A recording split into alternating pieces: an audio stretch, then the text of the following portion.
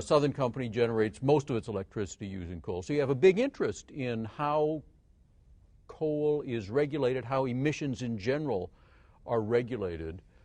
What is your expectation of what the requirements will be over the next X years on emissions?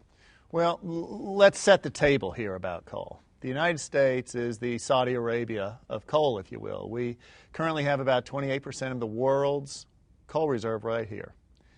And in fact, about 50% of the nation's energy comes from coal. So a future without coal is kind of no future at all.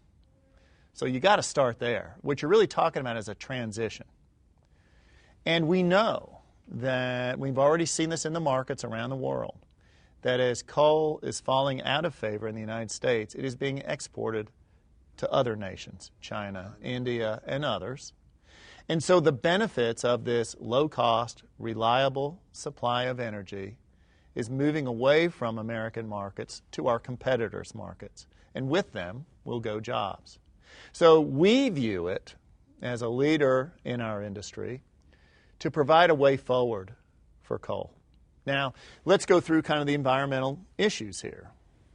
Over time, the Southern Company has been the leader in the United States, not only in putting in place environmental controls, but we are the only company in our industry in America today that has a robust proprietary research and development arm. And in fact, we've developed our own environmental control technologies. We've invested more money than anybody else has in the United States today. $8 billion, and we'll invest somewhere between $2 and $4 billion on the current program by 2013. We have increased energy since the 90s about 40%. So we've been delivering more energy to the market. At the same time, despite the increase in delivery of energy, we've reduced emissions 70%. And for our flagship units, the biggest, newest units we have, we'll have reduced emissions about 90% by 2015. So we're already making great progress. I think the really interesting question is, what is the environment for coal going forward?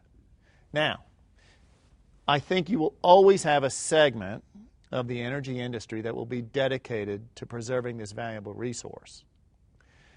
We moved probably 4 years ago, we produced about 70% of our energy from coal.